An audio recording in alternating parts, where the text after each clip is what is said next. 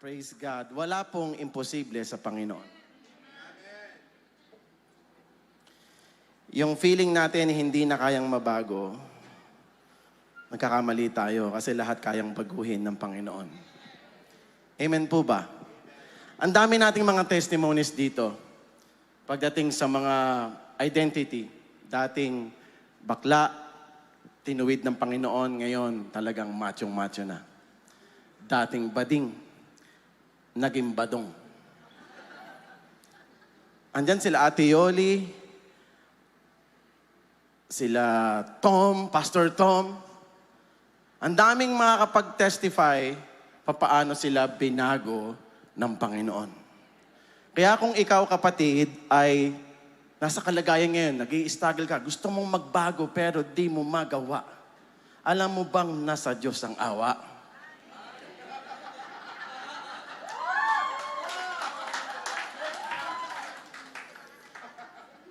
At wala kang magagawa kundi sumuko sa Panginoon. Dahil hindi mo kailanman mababago ang sarili mo, mababago ka lang sa pag-ibig ng Diyos. I would like to represent those people na binago ng Panginoon. Isa rin po ako sa binago ng Diyos, pero hindi po ako bakla dati. Nasa theater lang po ako noon, ang role ko bakla. Kaya napagkakamalan akong bading. Pero sabihin, meron din ako ibang hinugot ako ng Panginoon. Muntikan na rin ako magpakamatay noon. Ilang beses na. Hindi ko na patataasin ng kamay, pero I believe marami dito sa atin nagbalak na magpakamatay. Depressed. Bakit? Hindi kayang mabago ang sarili. Hinahanap ang identity. Ginawa niya ng lahat. Pinuntahan na lahat. Sinubukan na lahat. Pero kailanman hindi siya lumigaya. Ikaw yun. But I tell you, sa hapong ito, itong pagkakataon, subukan mo si Jesus. Mababago ka. Yung mga pangalan na binanggit ko, ilan lang yun. Marami pa dito kayang magpatotoo. At sasabihin nila, eto ko ngayon. Isang buhay na dating nasa kadiliman, naliwanagan ng salita ng Diyos, ng pag-ibig ng Diyos, at ngayon ay nagpapatotoo tungkol sa kanyang kabutihan. There's a song that says, I'm living proof of what the mercy of God can do. If you knew me then, you believe me now. He turned my world upside down. He took the old and he made it new. That's just what the mercy of God can do. At sabi niya, now I'm alive to tell the story, how I've overcome. It's His goodness and mercy and the power of His blood. I'm so glad that my freedom wasn't based of what I've done, but it's His goodness and mercy and the power of His blood. Amen. Thank God. Sabi nga ng nating lahat, thank the Lord. Dito lang sa mga backup na to. Baka pa nagkakwentuhan tayo dito. Kung saan tayo dinampot, Pastor Mark. Pastor Abby. Lahat tayo may kanya-kanyang pinanggalingang kabulukan. At wala pa pong perpekto hanggang ngayon. Patuloy tayong binabago ng Panginoon. And this afternoon, I believe that God will bless all of us. Maliliwanagan tayo ng salita ng Panginoon. Shall we pray before we continue? Father God, in the name of Jesus, we ask for your Holy Spirit to bless us, O Lord. We pray, O Lord God, that you fill us with your Spirit right now. Fill us with your light. Fill us with your love. Fill us, O Lord God, with your presence, for we need you, Lord. We are here because we need you. And I pray, Lord, that everyone na nandito ngayong hapon na ito, hindi po aksidente na nandito silang lahat. Dinala mo po sila, Panginoon, dahil gusto mo silang yakapin, gusto mo silang maliwanagan, gusto mo sila, Panginoon, maidala sa iyong kaharian. Kaya Lord, I entrust them unto you. Lord, itago mo po ko sa iyong likuran. Tanging salita mo po lamang ang maririnig naming lahat na siyang magbabago sa aming lahat.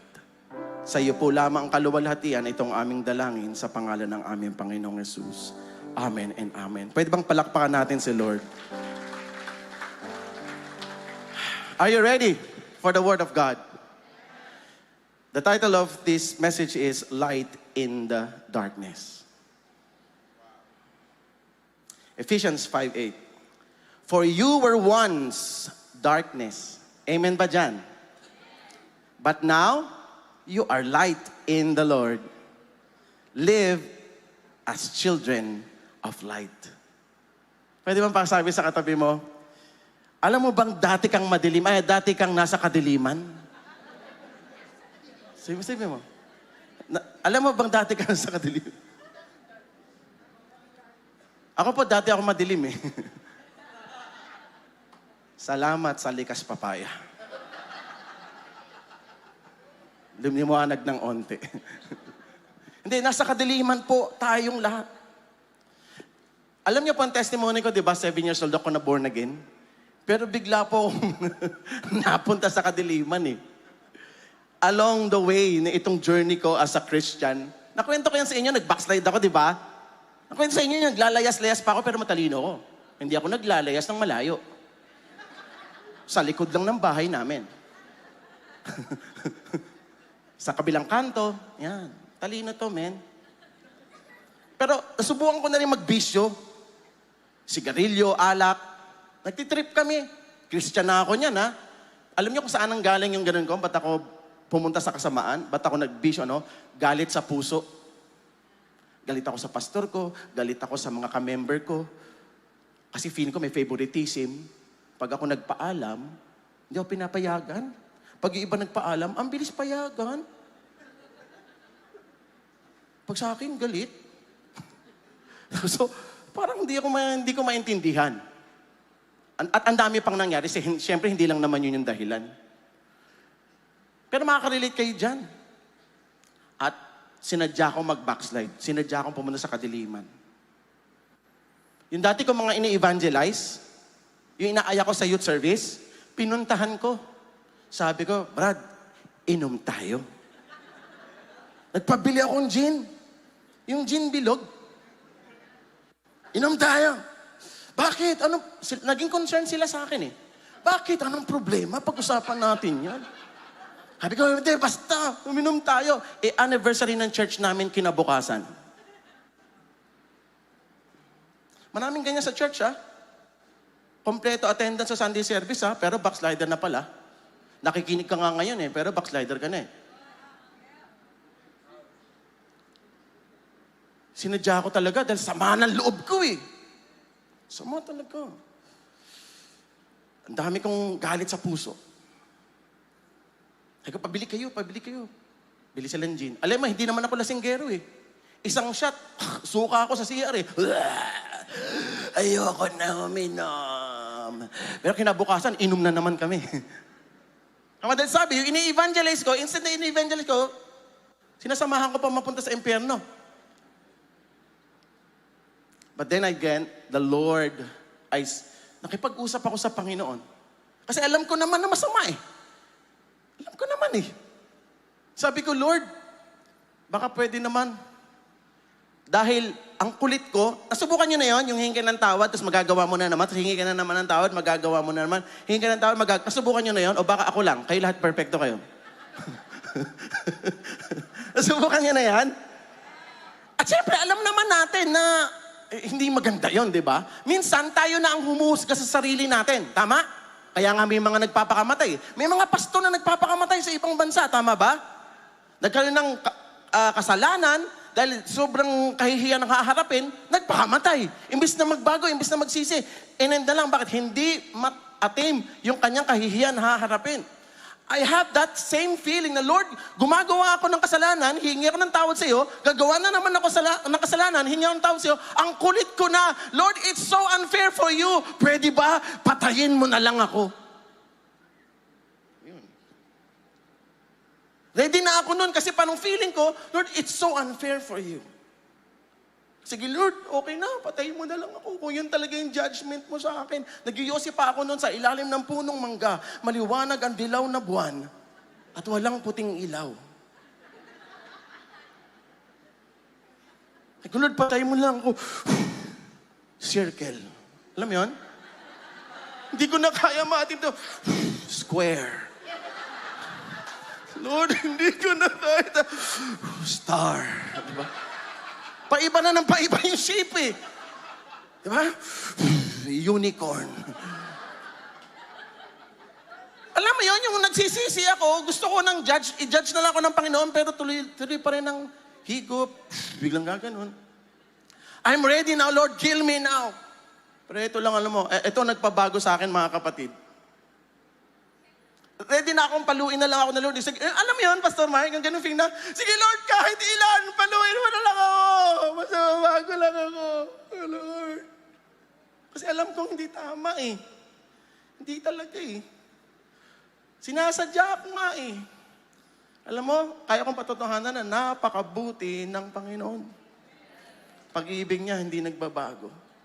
Iba, alam mo ang ginawa ng Panginoon sa akin? Sabi niya sa akin, kinausap niya ako, anak. Tinawag niya ako, anak eh. Ikaw lang naman ang lumalayo sa akin eh. Ako, kahit kailan, hindi ako lumayo sa iyo. Lapit ka uli sa akin. Suko mo buhay mo, babaguhin kita. Binaba ko yung sigarilyo, tinapakan ko, lumuhod ako. Lord, salamat po. Patawarin mo ako. Sisi ako, iyak ako. Iyak talaga ako. Tapos Lord, patawarin mo ako. Simula ngayon, buhay ko sa'yo na. Baguhin mo ako. Huwag mo akong pababayaan, Lord. Baguhin mo ako. Gamitin mo ako para sa iyong kaluwalhatian. At awa ng Diyos hanggang ngayon, God is using me. I'm not saying that I'm perfect. Ang dami ko pa rin sablay. Alam yan. Ng mga taong nasa paligid ko. But God is so gracious to me. Sa kabila ng mga kapalpakan ay ipinapakita ng Diyos ang kanyang kadakilaan. Nakaka-relate ba kayo? Alam mo, sabi ng Panginoon sa akin, mahal na mahal kita. Ganon din ang sinasabi ni Lord sa inyo ngayon, mahal na mahal na mahal kanya. Huwag mong hanapin sa tawang pagmamahal. Hanapin mo kay Lord. Dahil sa Kanya mo lang yun matatagpuan. Amen? Punta tayo sa mga kabataan. Sabi ni Rizal, kilala niyo si Rizal? Diyan yan sa Tanay. Ang kabataan, ang pag-asa ng bayan. Narinig niyo na yan? Imposibleng hindi niyo pa narinig yan. Pero alam niyo bang hindi ako naniniwala doon? Yun lang yun, yung statement, ang kabataan, ang pag-asa ng bayan, period. No, I don't believe that. Alam niyo kung bakit? Ang totoo, ang kabataang may pananampalataya at may banal na takot sa Diyos, nagmamahal sa Diyos, ang tunay na pag-asa ng bayan. Kaya River Youth, kayo ang pag-asa ng bayan. River Youth, where are you now? Diba? Nakikisigaw kahit mga thunders. Ang kabataang walang takot sa Diyos, walang pagmamahal sa Diyos, ay nasa kadiliman. Kaya ang gagawin niyan, puro kasamaan. Hindi mo na kailangan turuan. Magpakasama. Kusa yan. Tama ba? Ang gagawin niyan, puro ganyan. Yan ang mangunguna sa mga sisirain yung mga public, mga property, manggugulo, magnanakaw, paapatay. You know what I mean? Mangre-rape. At kung ano-ano pang mga kasamaan. Yan yung mga nasa kadiliman ng mga kabataan. But praise God, marami dito dating nasa kadiliman. Ay, yung testimony lang ni Miko. Miko, saan si Miko? Saan si Miko? Yun, no? Yung testimony lang nito, narinig niyo ba yung testimony niya? Glory to God sa buhay niyan. Nagtulak na yan dati, hindi lang kariton. Tama ba? Sinasabi ko, nagtulak ka na dati ng drugs? Anong klaseng drugs? Metiolet? Ha? At talagang ano daw, yung may foil na gano'n. Ganong kalala, kayang si Bishop nga eh. Si Bishop, ang kurso niyan, chemist. Kasi lahat ng drugs, natikman na ni Bishop. Hindi na nga tumatalab sa kanya eh. Pero binago ng Panginoon, palakpakan natin ang Panginoon sa buhay ni Bishop. Diba? At marami pa dito, dati tayo nasa kadiliman. Pero ang nasa liwanag, ang naliwanagan, at napunta sa liwanag dahil sa pamagitan ng Panginoong Hesus. Ito ngayon, ang gagawin nito ay kabutihan. Nagniningning ang kabutihan ng Diyos sa buhay ng taong ito. Hindi maikukubli ang liwanag sa kanyang buhay. Kitang-kita ang liwanag ng Diyos sa kanya. Kusa yun makikita. Hindi mo kailang sabihin na, oy, Christian ako, nagliliwanag ako. Hindi mo pwedeng sabihin ng ganun. Kasi ang liwanag, yung mga ilaw, pag binuksan mo, hindi naman tumutunog yan eh. Ting-dong, liwanag na ako. Hindi. Kusa. yung ilaw nyo ba may tunog? Announcement. Bukas na ang ilaw. May ganun? Wala eh. Di ba? So tayo ganun din. Kung may liwanag ka ng Panginoong Kristo, hindi mo maitatago yan.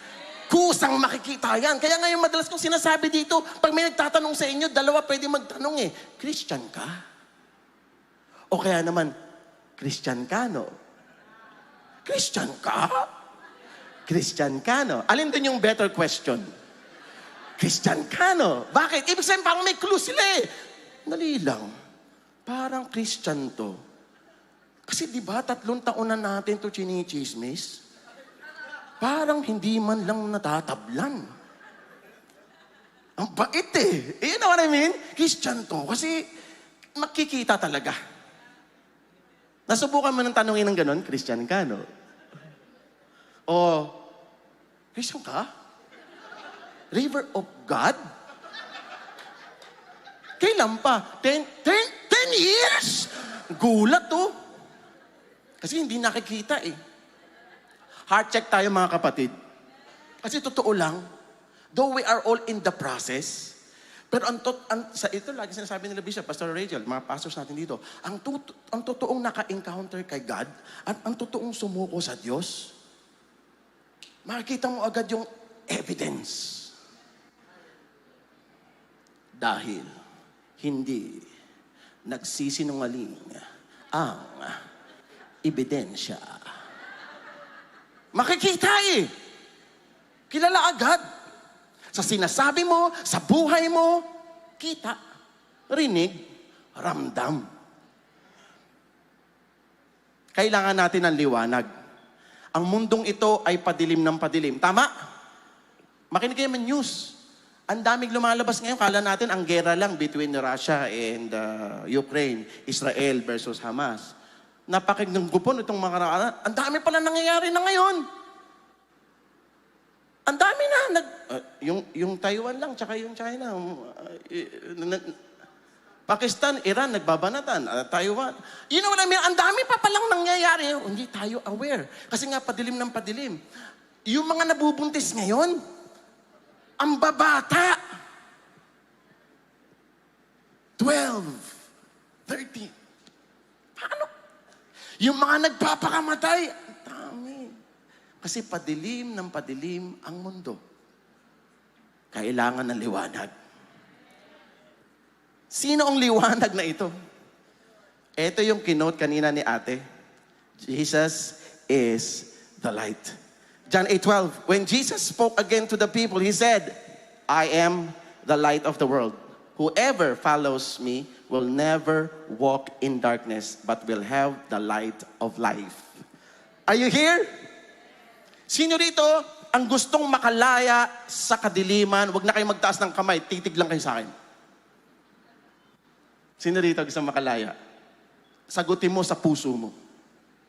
Kung gusto mo, mas gusto ni Lord. Hinihintay ka nga lang ni Lord eh. Hinihintay ka lang ni Lord, alam mo ba?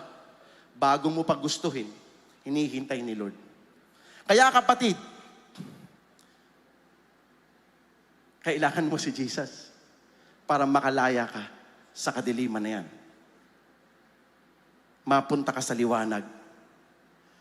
Whoever follows me will never walk in darkness, but will have the light of life. Nasubukan niyo na yung madiwanag, tapos nag-brown out? Anong pakiramdam?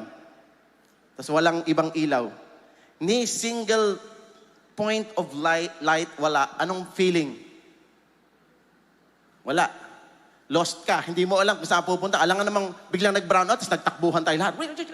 Tapos, di ba, magabanggaan tayo. Wala kang magagawa. Mafe-freeze ka nun. Kakapay mo. Saan ka? Nasaan ka? Di ba? At kung halimbawa, kung nagkataong wala talagang source of light, wala. Hindi, wala kang magagawa. At alam nyo ba na kapag subukan mong pumikit, yung nakapikit ka, tapos magtatakbo ka, gumawa ka, minsan nakakawala ng balance, nakaka-disorient. Kasi iba pa rin yung nakakakita ka eh. Kaysa sa wala ka nakikita, nakaka-disorient. Gets mo? Ang hirap ng nasa kadiliman.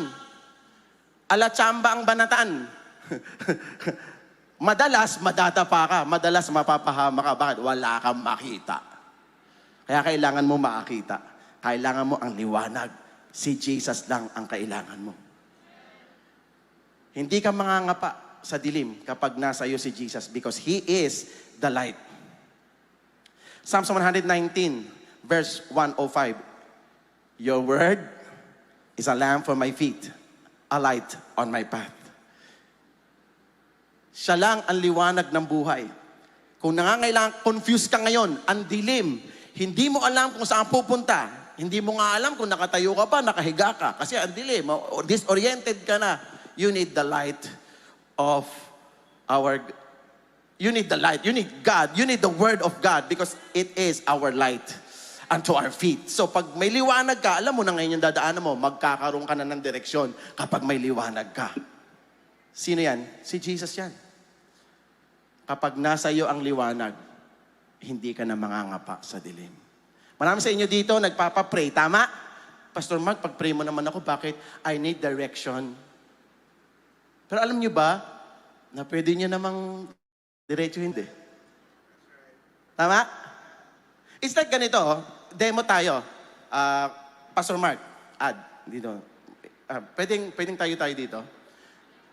Hindi ko naman plano to, pero parang ganito yung sitwasyon eh. Kunyari, yung mahilig ka magpa-pray because you are lost and gusto mong direksyon. Parang ganito yan. Kunyari, ito si God. Wala namang barrier sa amin. Wala namang barrier sa amin, tama? Ayan si God, clear. Oh, si God. Ang gwapo ni God, di ba? Ayan, si God. Oh. Wala naman eh. Pag tinanong ko siya, God, kamusta na po kayo? Kinamusta mo si God, di ba? Oh, God. Sasagot yan. Anong sagot? Ikaw, kamusta ka? Ito nga po eh, hindi ako okay. Pwede naman ganun, di ba? Pwedeng sumagot nga eh, wala nga nire. Pero alam mo, pag mahilig ka lang magpa-pray, ayaw mong kausapin si God, pwede mo naman diretsohin. Parang ganito yon. Uy, andyan si God ah. Uy, pakisabi naman kay God na kailangan ko ng direksyon. Pwede ba? Ang awkward tingnan, di ba?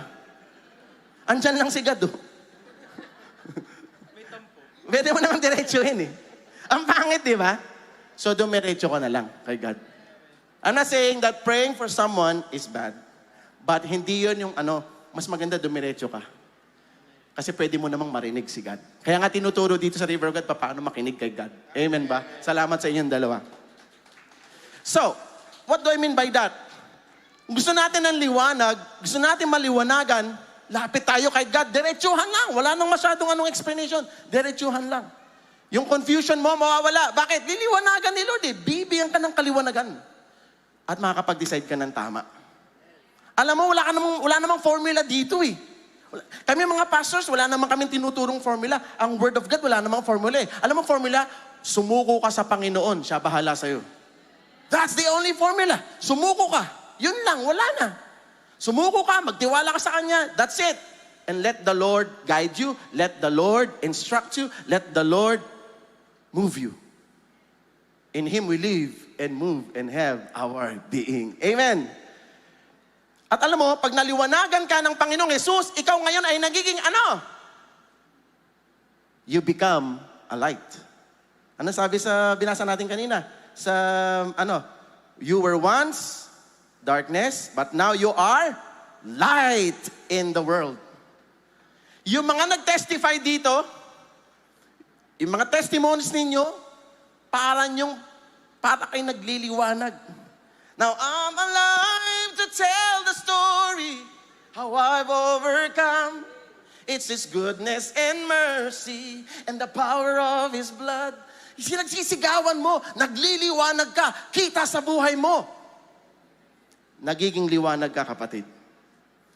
Sino rito ang naka-attend sa River of God, tapos narinig mo yung isang testimony tumayo dito, at because of that, you decided to follow Jesus? Taas ang kamay.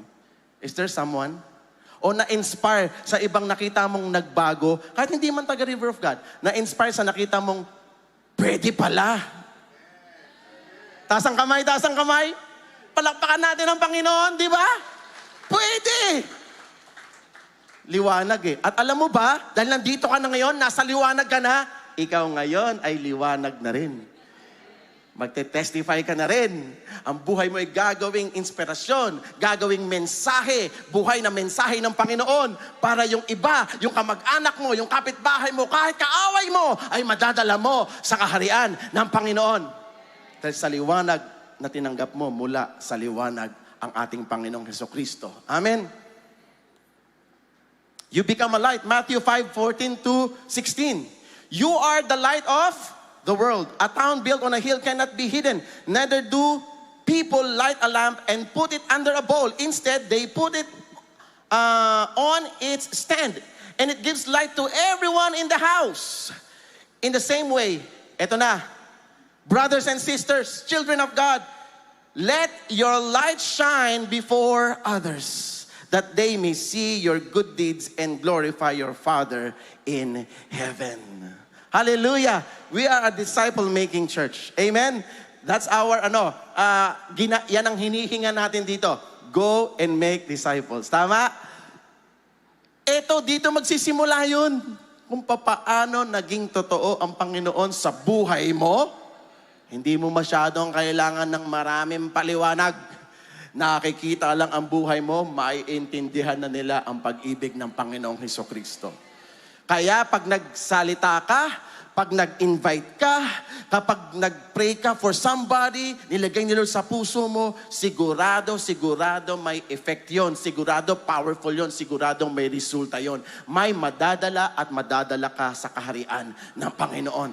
Children of God, it's our time to harvest more souls for God.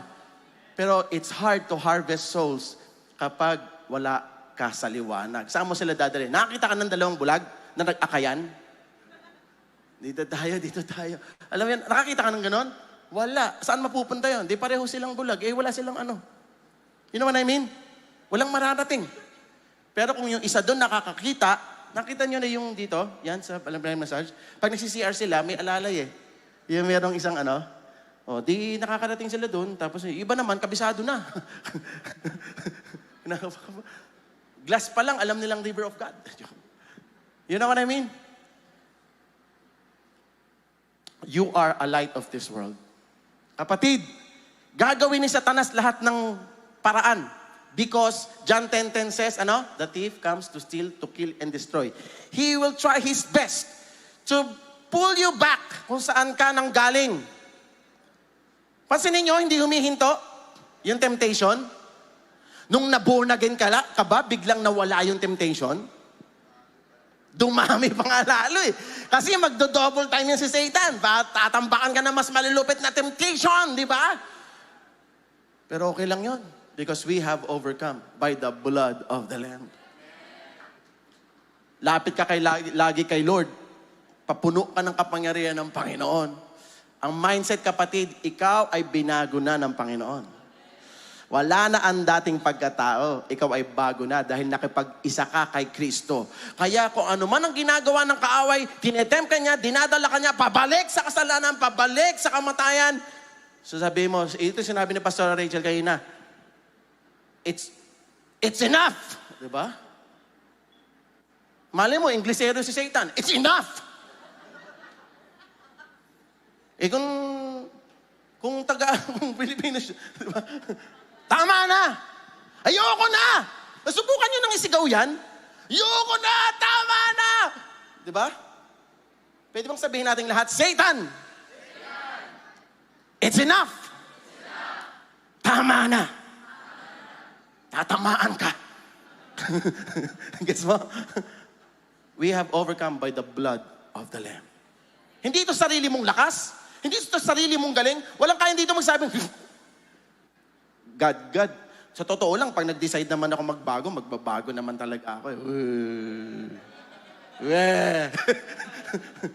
Ang dami na nagsabi niyan eh. Wala naman nangyari. Pero ito lang, sino ito kaya magpatotoo nung hindi mo nga mabago sarili mo, pero nung sumuko ka talaga sa Panginoon at nagpabaptize ka pa nga, nabago ka talaga. At hindi mo maintindihan paano. Kasi, ang gumana doon, ang kapangyarihan ng ating Panginoong Hesukristo. At ito pa maganda. Ikaw ay nagiging liwanag. Hindi mo kailangan pilitin. Kusang mangyayari yun. Ang iyong life testimony, makikita ng mga tao. Kusang magliliwanag ang buhay mo. Dahil ikaw ay liwanag na ngayon na ginawa ng Panginoon sa mundo. Hindi lang sa kung nasaan ka ngayon, sa mundo. Amen ba? Ba't ko nasabing sa mundo? Eh nakikita na tayo lahat ngayon sa buong mundo eh. Tama ba? Through internet, Facebook, and everything. Facebook mo, sino ang nagliliwanag sa Facebook mo? Si Jesus ba? Isang paraan na ipakita natin ang liwanag ng Diyos.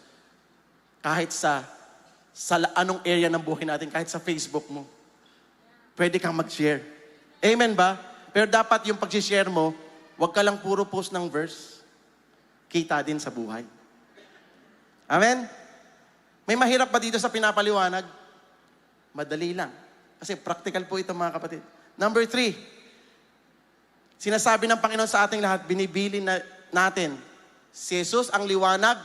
Nung tinanggap mo ang Panginoong Jesus bilang tagapagligtas ng iyong buhay, ikaw ngayon ay nakatanggap ng liwanag at ikaw na ngayon ay nagiging liwanag. Kaya sinasabi dito ng Panginoon, live in the light. Ephesians 5 verse 1 to 14. Basahin lang natin ng onte. Imitate God, therefore, in everything you do. Because you are His dear children. Ang tawag sa atin? Dear children. Kaya nga may kinakanta tayo, I am a child of God. Diba? I'm no longer, ano sabi doon? Slave to fear. I am a child of God. Yes, you are. Yes, I am a child of God. At sabi dito, live a life filled with love, following the example of Christ. He loved us and offered Himself as a sacrifice for us, a pleasing aroma to God. Dahil tayo ay children of God, kailangan daw nating gayahin ng ating Panginoon. Let us live a life filled with love. Kaya ang pinaka-ebidensya talaga ng totoong isang Kristiyano, totoong mananampalataya, totoong anak ng Diyos ay walang iba kundi pag-ibig. Namumuhay ka ba sa pag-ibig? Kaya pansinin mo, kapag talagang natanggap mo ang Panginoon, naranasan mo ang kanyang habag-atawan, naranasan mo ang kanyang pag-ibig, napakadali na sa iyong magpatawad. Yung dating hindi mo kayang mapatawad dahil talagang niyura ka na yung pagkatao, kaya mo pang ilibre sa Jollibee. Dahil ang gumagana doon, hindi yung flesh mo, ang pag-ibig ng Diyos. Naintindihan mo eh. Kasi ako din naman ganito dati. Binigyan lang ako ng pag-ibig ng Panginoon. Binigyan lang ako ng habag, ng grace ni Lord. Kaya ba't ko ipagdadamot? Ito, ipabahagi mo. Live a life filled with the love of God. Amen. Following the example of Christ. Ano ba example ni Jesus? Christ, while we were still sinners, Christ died for us because God so loved the world, you and me. Ibang klase. Ang hirap nga intindihin yan eh. Kaya minsan, nakita ako ng book, paano yakapin ng isang porcupine. Alam niyo may porcupine? Masarap yun, ice cream yun. Hindi, ang porcupine, hayop yun na matinik. It represents someone ng hirap mahalin. Pero magagawa mong mahalin kung maiintindihan mo ang pagmamahal ng Diyos. Kaya praise God sa mga nagmahal sa akin. I'm a very difficult man, pero minamahal ako. At praise God, tinuturuan ako ng Panginoon patuloy na magmahal din sa mga mahirap ding mahalin. Parang tayo-tayo lang din, di ba? Siyempre, dadamay ko kayo. Alangan naman ako lang. At sabi pa dito, verse 3, let there be, eto na mga kapatid, let there be no sexual immorality. Ito hindi na kailangan paliwanag, no? Alam natin ang nasa premise ng sexual immorality. Pag di mo asawa, di pa kayo kasal. Huwag mong subukan. Masisira ang buhay mo. Gets mo? Kapwa mo babae, kapwa mo lalaki. At lalong-lalo na sa hayop. Huwag mong subukan. Masisira ang buhay mo. Impurity, greed among you. Such sins have no place among God's people. Wala ka dyan, hindi ka bagay dyan. Obscene stories, ito yung mga mahilig sa malalaswa, na mga kwento, kahit mga joke, green jokes, ayan. Foolish talk and coarse jokes, ito yun, no? Yung mga, alam mo yung coarse jokes? Hindi ito yung of course. Coarse jokes ay, ito yung nilalambast mo yung pagkatao ng isang tao, tapos nagiging katawa-tawa. Di ba? Yan yun. Ano nagiging nakakatawa sa panlalait? Ano nagiging nakakatawa sa pambabastos ng isang tao? Pag ito daw lumalabas sa bibig mo, men, hindi ka bagay dyan. Wala ka na sa kadiliman. Nasa liwanag ka na. Pwede bang paalalahanan mo yung 5 katabi mo? Pwede rin 6 sabi mo, nasa liwanag ka na.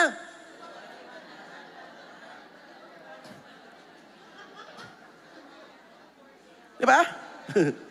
At sabi rito, papaalala ko lang mga kapatid, greedy person or impure will never inherit the kingdom of Christ and of God. For a greedy person is an idolater worshiping the things of this world. Do not be fooled by those who try to excuse these sins, for the anger of God will fall on all who disobey Him. The Word of God is speaking to us. Don't participate in the things these people do. For once you were full of darkness, galing ka na dyan. But now you have the light from the Lord. So live as people of light.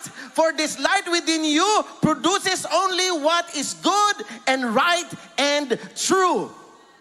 Carefully determine what pleases the Lord. Kaya tayo pumupunta sa church. Kaya tayo pumupunta sa life group. Kaya tayo nagpapadisciple. Kaya tayo nagtitrain sa mga classes because we want to determine, we want to know what pleases the Lord. We're not just here para magpakita ka na Bishop kasi hahanapin ka ni Bishop. Where are you? Di ba? You are here because you want to seek God. The will of God. Are you here? Siyempre, minsan kasama na rin yun, di ba? Pag hinahanap ka ni Bishop, nanapin na naman ako. Pero main thing is we want to know God. Yun lang yun. At sabi pa rito, carefully determine what pleases God. Take no part in these worthless deeds of evil and darkness. Instead, expose them. It is shameful even to talk about the things that ungodly people do in secret. But their evil intentions will be exposed when the light shines on them. For the light makes everything visible. This is why it is said, awake, O sleeper! Rise up from the dead, and Christ will give you light. Mabigat po itong word na to eh. Hindi natin to pwedeng i-take lightly. This is very heavy. Habang nakatingin nga po kayo sa akin, di ba, lumilipad na yung mga isip ninyo? Iniisip nyo na yung kalagayan nyo ngayon. Paano to? Hala, bibitawan ko na to. Masakit to ah. Ang ganda pa naman niya. Hala. Lumilipad na utak mo, di ba? Isipin mo na yung pinakamaganda, pinakagwapo, yung pinanghahawakan mong precious. Ay walang maitutumbas, walang maikukumpara sa kagandahan ng Panginoon. Sa kabutihan ng Panginoon.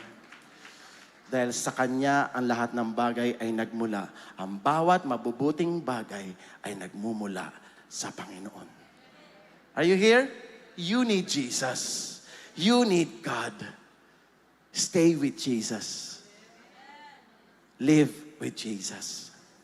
Kaya patuloy kang mamuhay ng nagliliwanag. Sino rito yung mga tumanggap na kay Lord? Taas ang kamay. Christian. Hallelujah! Palakpakan natin ang Panginoon. If you raised your hands, nakita namang anghel yun. Merong kang responsibilidad, kapatid. Hindi mo pwedeng solohin ang liwanag. Hindi mo, pag sinolo mo, ibig sabihin hindi mo binahagi, tinakpan mo ng whatever na pantakip ang liwanag. Hindi mo pwedeng takpan. Ang kailangan mo ay hayaan mo lang magliwanag. Magliwanag ka, kapatid. Sabi mo nga sa katabi mo, mga 5. Sabi mo, magliwanag ka, kapatid. Di ba?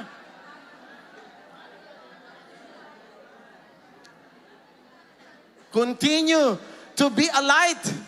Number 4, continue to be a light. Ephesians 5:15-20. So be careful. Eto na, nagtaas ng kamay. Nagtaas ka ng kamay, di ba? Be careful how you live. Don't live like fools, but like those who are wise. Make the most of every opportunity in these evil days. Don't act thoughtlessly o hindi ka nag-iisip, but understand what the Lord wants you to do. Kahit na yung meron kang gustong gawin para kay Lord eh. Lord, gusto kong gawin to para sa'yo, pero mukhang mabuti naman, pero alam mo bang hindi siya tama? Naintindihan niyo ba yon? Kasi mas maganda na ngayon mo yung, Lord, ano ba yung gusto mong gawin ko para sa'yo? Gets mo ba? Kasi madalas inuunahan natin si Lord eh. Eh iba naman pala pinagagawa sa'yo ni Lord. Are you here? At sabi pa dito, don't be drunk with wine. With wine. With wine. With wine. Because that will ruin your life. Nasubukan nyo na yung may tao nagkwento, napatay niya yung isang tao, nirape niya ang isang anak niya, anong katwiran niya? Lasing kasi ako eh. Hindi ko naman alam ginagawa ko eh. Totoo yun eh. May mga ganun eh. Kasi pag nalasing, sinasaniban na ng kung ano-ano eh. Are you here? Do not get drunk with wine. Be drunk with the Holy Spirit. Be filled with the Holy Spirit. Singing psalms and hymns and spiritual songs among yourselves and making music to the Lord in your hearts. And give thanks for everything to God the Father in the name of our Lord Jesus Christ. Magtatapos na po ako dito. Hindi nyo na ako kailangang bigyan ng placard. Nahanap ko eh. Organ na lang, keyboard na lang, clue. Hindi, pero, gets nyo, actually, hindi ko naman talagang kailangang habaan pa ito eh. Basically, ang sinasabi ko lang, sumuko tayo sa Panginoon. Dahil padilim ng padilim ang mundo, kailangan natin ng liwanag. Apart from the Lord, we can do nothing. At kung ano man yung matanggap natin kay Lord, huwag mong susuluhin. Bahagi mo sa iba. Romans 12:2. I have 57 seconds. Don't copy the behavior and the customs of this dark world, but let God transform you into a new person by changing the way you think. Then you will learn to know God's will for you, which is good and pleasing and perfect. Therefore, brothers and sisters, Romans 12:1, I urge you, brothers and sisters, in view of God's mercy, to offer your bodies, your whole being as living sacrifice, holy and pleasing to God. This is your true and proper worship. Walang kwenta yung pagsayaw mo dito, yung pagtugtog mo, yung pagkanta mo, yung pagbigay mo ng tithes and offering and first fruits, kung hindi mo isinusuko ang buhay mo sa Panginoon. Because this is your true and proper worship. When you offer your bodies, your life as living sacrifice to God. Isaiah 60 verse 1, Arise, shine, for your light has come, and the glory of the Lord has risen upon you. Kapatid, last verse. Tayong lahat. John 3:16. Kabisado mo to.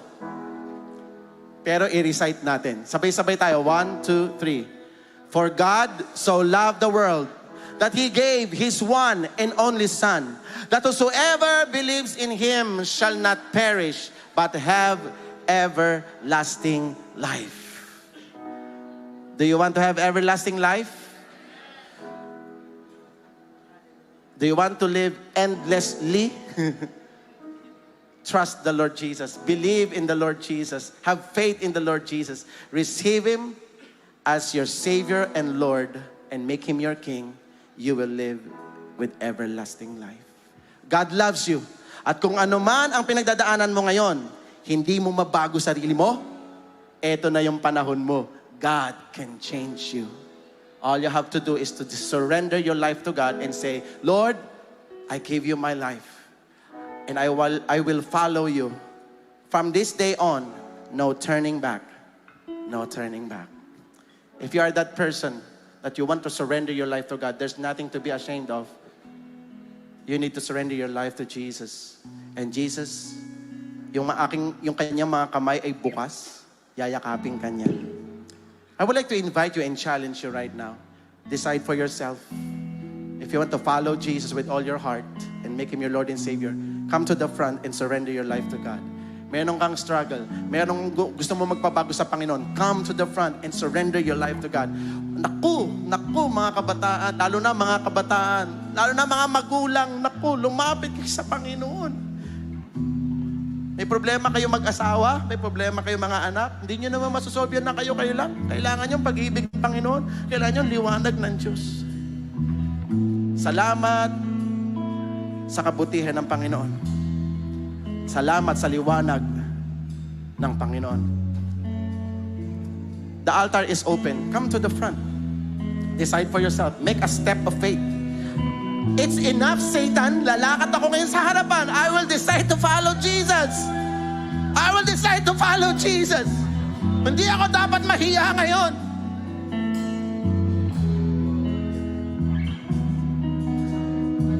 As we worship the Lord, surrender your life. Light of the world, you step Come to the front. down Offer your into lives as you worship dark. unto the Lord. Open my eyes, let me see Congratulations kung lumapit ka sa harap. beauty. Salamat sa that tapang mo. made this heart adore you. Hope of a life spent with you. Everyone say, here I am. Here I am to worship. Offer your life. Here I am to bow. Lord, I cannot change myself. Here I am. But here I am. Say I want my life to be an offering. I want my life to be a worship unto you. you're all together lovely. Change me, Lord. Change me, All Lord. together I humble myself before all you. together wonderful Have your way in me. to me. Have your way in me. Deliver me, Lord. Hallelujah.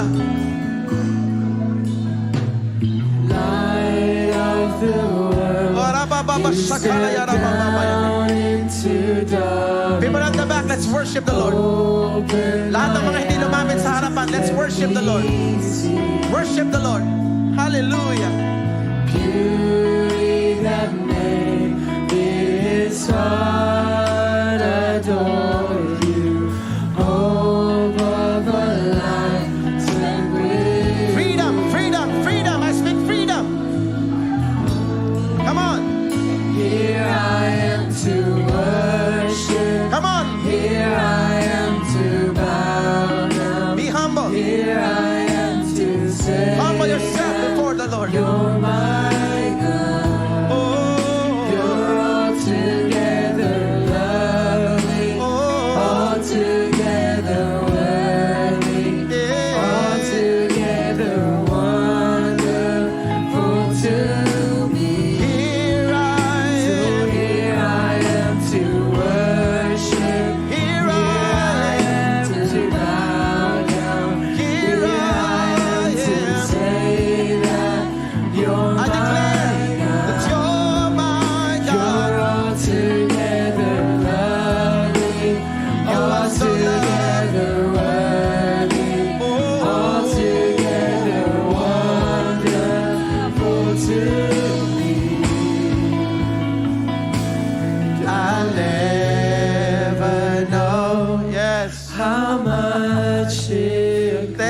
Lord. Thank you, Lord. to see my sin Grabe kapatid. upon Ganon ka kamahal ng Panginoon.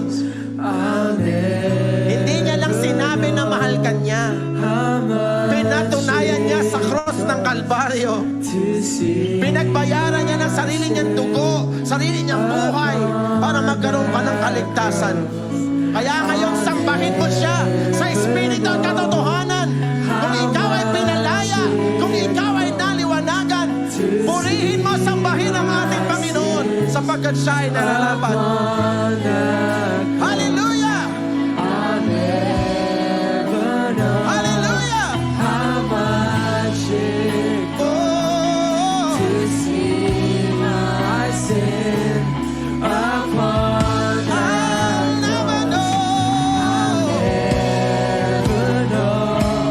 how much it costs to see my sin my sin upon that cross. I'll never know. how much it Come on, sing it to the Lord and worship Him. see my sin upon that cross. Here I am to worship. Here I am, Worship God with all your heart. here I am For to He's worthy. say that You're my God. you're altogether lovely, Altogether worthy. wonderful to Lift up your hands, say, here I am to worship. Here I am to bow down. Shall we lift up our hands? Come on. Here I am to say that You're my God. You're all together. Thank you, Jesus. altogether worthy, Thank you, Jesus. altogether wonderful to me. Hallelujah, hallelujah. Praise God. Is anyone sick? Meron bang may sakit dito? Kung kayo po ay may sakit, lumapit kayo rito. Gusto namin kayo pag-pray. The Lord is a miracle working God. He is our healer. Amen? Come. Ministers, let's pray. Ministers. Ministers. Ministers. Come. You are all I need. I need. Raise up your hands to the Lord. I believe Come. you're my portion. Pastor Mark. I believe you're more than Anyone else, please? enough for By the blood of the Lamb, by the stripes of Jesus Christ, sickness and disease, be healed. I Receive your healing in Jesus' name. Online, put your hands on the screen. By the blood of the Lamb, by the stripes of Jesus Christ, sickness and disease, be healed in Jesus' name. He is our healer. Thank you, Lord, for your healing. He is a miracle working God. Hallelujah. Hallelujah. Thank you, Jesus. Thank you, Lord, for your healing. Amen and amen.